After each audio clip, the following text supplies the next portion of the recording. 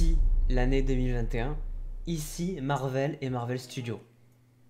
Ça match. Ça match à tel point qu'il y a eu au total 11 programmes Marvel sur toute l'année 2021. Dans cette vidéo, je ne vais pas traiter le 11e, le 11e étant la série d'animation MODOK que je n'ai pas encore vue. On peut dire 2021 c'était une année Marvel. 5 films, 6 séries, c'est officiellement l'année où il y a eu le plus de programmes Marvel depuis son existence. C'est déjà un record, et un deuxième record, si on regarde le box-office de tous les films Marvel qui sont sortis en 2021, ensemble ils constituent 30% du box-office mondial sur l'année 2021 évidemment. C'était un record absolu. Il faut savoir que jusqu'à maintenant le record était détenu par l'année 2018 où il y avait 18% du box-office qui était sur des films et des programmes Marvel. Donc ouais, on peut le dire, Marvel égale 2021. Et bonjour à toutes et à tous, j'espère que vous allez bien. Vous le savez, cette vidéo elle était déjà prévue de base. Aujourd'hui on se retrouve pour mon top 10 des programmes Marvel qui sont sortis durant l'année 2021. Un classement évidemment personnel, subjectif. Je vous demande évidemment de le respecter, mais de me partager vous votre top 10 dans les commentaires. Et est-ce que j'ai d'autres précisions à faire? Non,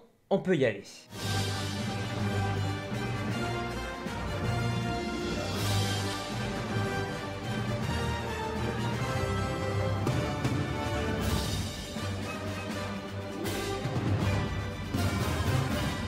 Un top basé sur mon ressenti, les émotions que j'ai vécues. Pour les films, je les ai tous vus au cinéma sauf Shang-Chi. Je les ai tous vus au moins 2 fois, et pour ce qui est des séries, je les ai aussi vus 2 fois. Je vous propose donc de commencer par la 10e position. À cette position, un film pas très surprenant, Venom, Let There Be Carnage.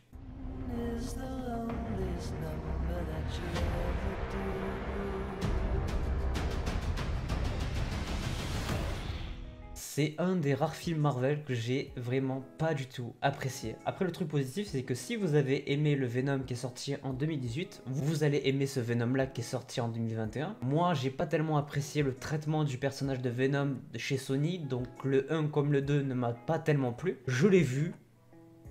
Voilà, j'ai malheureusement pas grand chose de positif à dire dessus, c'est pas un film qui m'a convaincu. Je trouve personnellement que c'est dommage d'avoir traité le personnage de Venom comme ça. Je pense qu'il méritait largement mieux, il y a des comics qui sont extraordinaires, il y avait clairement matière à faire des choses sympas, ce n'est pas le cas, tant pis. Ils peuvent pas réussir tous les films Marvel, mais celui-ci malheureusement pour moi il fait partie des films Marvel que j'aime le moins. On passe maintenant donc à la 9e position, et donc il n'y a plus que des programmes Marvel Studios, sauf pour Spider-Man No Way Home parce que c'est en collaboration avec Sony, mais à partir de là quand même il n'y a que du full Marvel Studios. En 9e position, malgré le fait que j'ai beaucoup apprécié cette série, c'est quand même un domaine que j'aime moins que le live action. En 9e position, la série What If. What If. Très bonne série dans l'ensemble qui propose beaucoup de choses intéressantes pour moi. Pour moi, c'était vraiment le divertissement parfait pour l'été 2021. Cette série, je la vois un petit peu comme une transition entre Loki et Hawkeye. Après, franchement, pour vous dire, à part Venom, Let There Be Carnage, tous les films du top, je les ai tous appréciés, que ce soit série ou film. What If en fait partie. J'adore le traitement du multiverse, j'adore le personnage du Watcher, du Doctor Strange suprême, qu'on devrait d'ailleurs revoir logiquement dans Doctor Strange 2. En vrai, j'ai pas grand chose à redire, si ce n'est qu'il y a certains épisodes que j'ai trouvé un peu plus longs que les autres, notamment parce que j'étais pas attaché à tous les personnages, parce qu'il y en a quand même beaucoup, et comme je l'ai dit, il y a certains épisodes qui sont un peu plus longs que les autres, mais dans l'ensemble ça reste une très bonne série d'animation, ça y a pas de débat, surtout pour une toute première série d'animation de Marvel Studios, faut le noter. Donc c'est du très très lourd quand même, et j'ai hâte évidemment de voir la saison 2, puisqu'il y a une saison 2 qui a été annoncée, je pense qu'elle sortira en 2023. Elle se retrouve en 9e position, mais ça n'enlève à rien à la qualité, c'est juste personnel, c'est juste que j'aime un peu moins cette animation que le live action. On passe donc à la 8e position, premier film Marvel Studios à apparaître dans ce top, le film Eternals.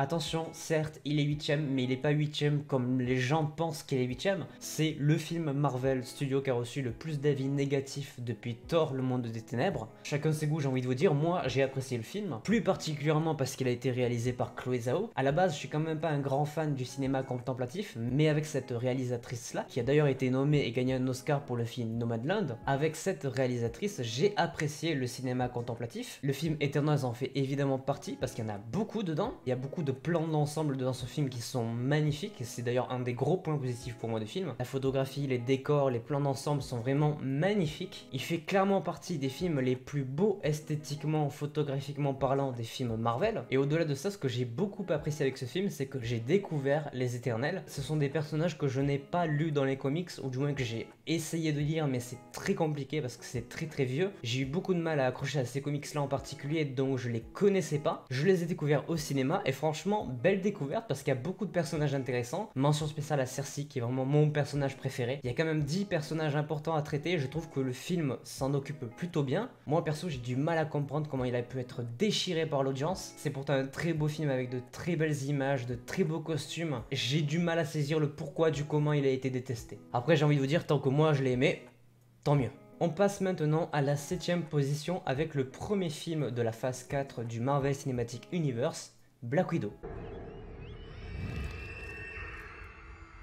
Le film Black Widow sur le personnage de Black Widow, ça paraît logique. Anciennement ma super-héroïne préférée, puisqu'elle s'est fait dépasser en début d'année par Wanda. Parlons un petit peu du film Black Widow, établissons ce qui doit être établi, meilleure intro de film Marvel de tous les temps. Je pense qu'il y en a beaucoup qui seront d'accord avec moi, cette intro est exceptionnelle. Je sais pas si vous avez eu l'occasion de revoir le film, de revoir l'intro après votre premier visionnage. Si ce n'est pas le cas, vraiment je vous le conseille parce que l'intro, elle est vraiment qualitative. C'est un 10 sur 10 pour moi. Étant un gros fan des films Marvel de suspense et d'espionnage, ce film a réuni 3 des éléments que j'apprécie le plus au cinéma. Rien que pour ça, pour moi, je trouve que c'est un très bon film Marvel. En plus de ça, c'était quand même une très grosse prise de risque parce que tu lances la phase 4 avec un personnage qui est mort quand même à la base. Il y avait forcément un peu moins de hype, un peu moins d'attente sur ce film. En plus de ça, il a été décalé de 1 an et demi à cause du Covid. Et franchement, il s'en sort extrêmement bien, je trouve. Même si évidemment, je le trouve pas parfait. J'ai pas trouvé le méchant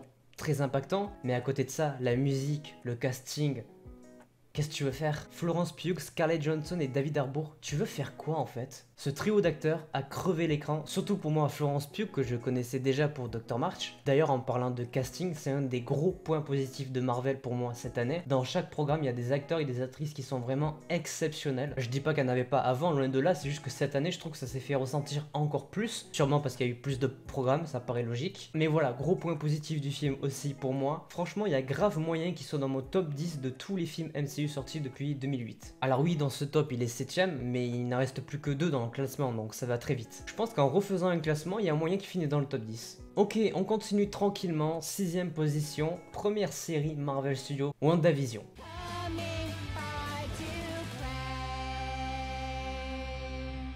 WandaVision qui met en avant évidemment les personnages de Wanda et de Vision.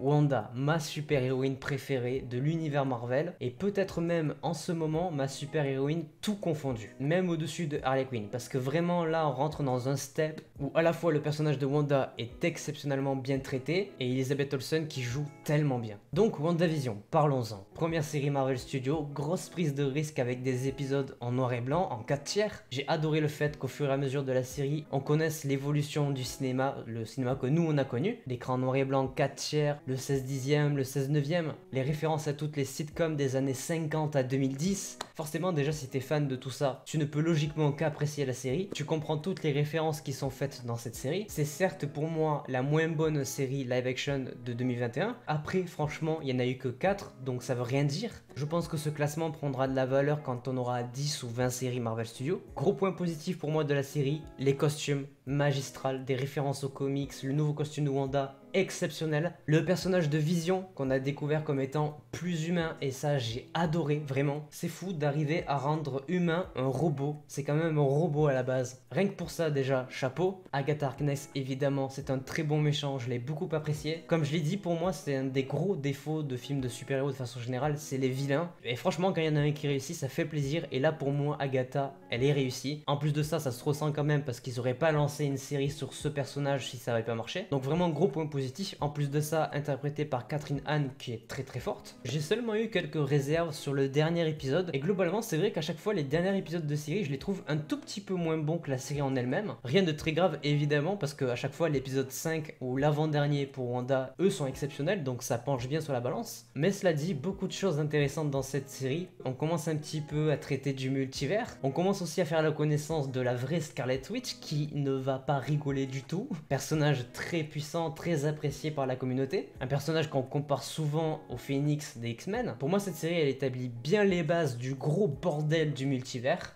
Gros point positif, je l'ai re-regardé très récemment en plus de ça. En réalité, un vrai bonheur. On continue dans notre petit chemin vers le top 1, on s'attaque maintenant à la 5e position, toujours chez les séries Marvel Studios, en l'occurrence la deuxième qui est sortie, Le Faucon et le Soldat d'hiver.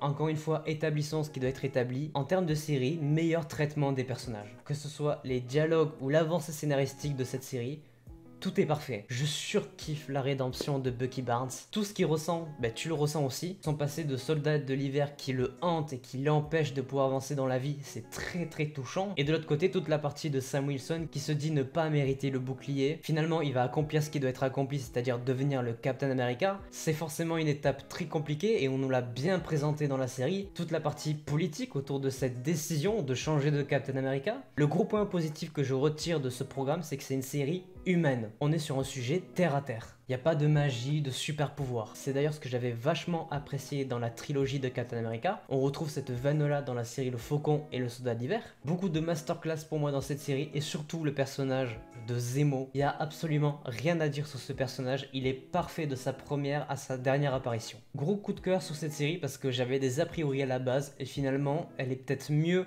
que celle que j'attendais à la base qui était WandaVision. Bien, on continue. 4e position, le dernier film full Marvel Studios qu'on n'a pas traité, Shang-Chi.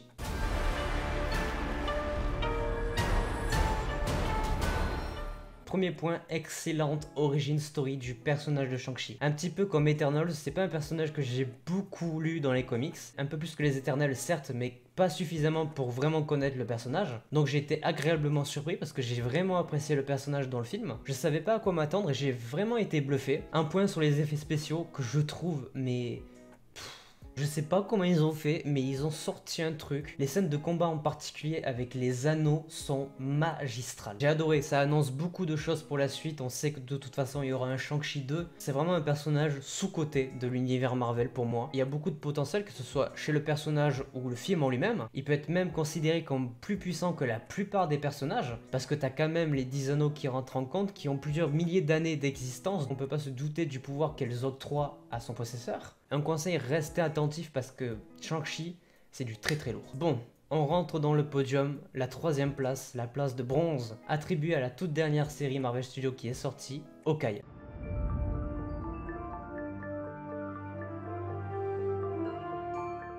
Un petit peu comme la série Le Faucon et le Soldat d'hiver, gros point positif, le fait que ce soit une série très humaine, très terre à terre. Comme Black Widow, casting exceptionnel. Florence Pugh, elle continue à confirmer ce que je pense d'elle, elle crève l'écran, c'est une actrice extraordinaire. À côté de ça, Hailey Steinfeld, qui est une actrice dont j'ai pas beaucoup parlé sur la chaîne, mais que j'apprécie énormément, qui a notamment joué dans les blockbusters Pitch Perfect et Bumblebee. Et évidemment, pour compléter tout ça, Vincent D'Onofrio, qui revient pour interpréter le rôle du Kingpin. Alors même s'il y a beaucoup de gens qui sont déçus du traitement du perso dans le 6e épisode par rapport à la série Daredevil de Netflix, l'acteur en tant que tel, c'est une masterclass de la série. En un épisode, il a réussi à mettre tout le monde d'accord. Le gars a un charisme, c'est incroyable. Gros fan du personnage de Kate Bishop, c'est un personnage que j'ai beaucoup lu dans les comics. J'étais très curieux de voir ce que ça allait donner dans cette série, en plus de ça, interprété par une actrice que j'aime beaucoup du coup. L'un dans l'autre, je ne pouvais qu'apprécier cette série, et c'est le cas, elle se retrouve quand même en 3e position, alors que c'était quand même la série Marvel la moins attendue, voire même le programme le moins attendu. Pourtant, franchement, il rivalise bien avec les autres, à tel point que pour moi, dans mon classement, c'est la 2e meilleure série Marvel pour le moment. Mes seules réserves sur la série vont se tourner du côté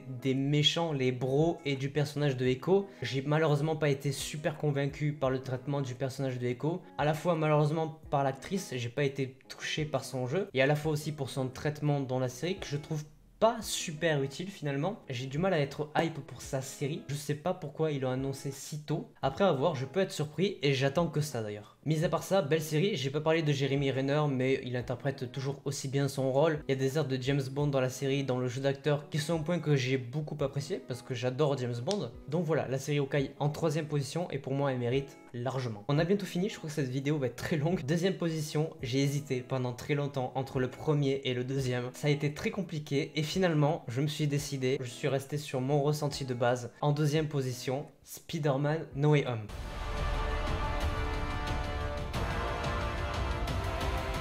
Alors pourquoi? Quasiment tout est parfait dans ce film. Je vais pas trop en parler parce que j'ai fait une vidéo où je parle de ce film, où je fais une critique. Je vous le mets dans le petit i ici. Je vous invite à aller la voir parce que je parle bien du film dedans. Mais pour faire simple, film à nostalgie, film qui réunit 3 générations, qui réunit 20 ans de cinéma de super-héros. En tant que gros fan de Marvel, c'est probablement le film fanservice que j'ai le plus apprécié, avec Endgame évidemment. En fait, rien que pour ça, il mérite largement d'être dans le top 2 parce que j'ai eu les frissons, je me suis revu enfant, ado à découvrir les films Spider-Man, j'ai vécu des émotions dans la salle de cinéma inexplicables, j'avais des étoiles dans les yeux littéralement. Je lui reproche pas grand chose parce que tout ce que j'attendais je l'ai eu, et c'est justement pour ça que je l'ai pas mis à la première position, parce que tout ce que j'ai vécu avec Spider-Man je l'ai aussi vécu avec Loki, sauf que Loki je m'y attendais pas, et c'est pour ça que j'ai placé Loki en number 1 de mon top des programmes Marvel de 2021.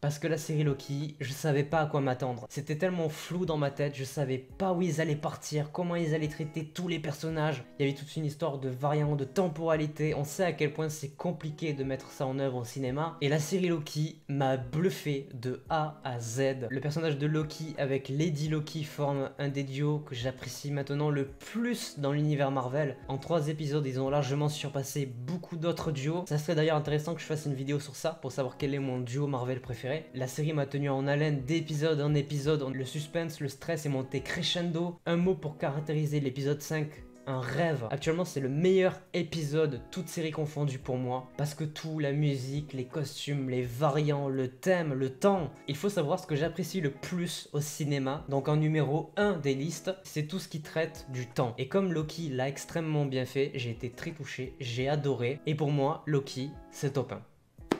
Voilà. Et ben quel tournage super long. Voilà, on en arrive à la fin de mon top 10 des programmes Marvel de 2021. N'hésitez pas dans les commentaires à me dire votre top 10, quel a été votre programme Marvel préféré. J'espère que cette longue vidéo vous aura plu. N'hésitez pas à laisser un petit pouce bleu si c'est le cas, à vous abonner, à activer la cloche pour ne pas manquer les prochaines vidéos. Et moi je vous dis à très vite, soit à samedi, soit à mercredi prochain. Sur ce, portez-vous bien, c'était votre Captain. Ciao.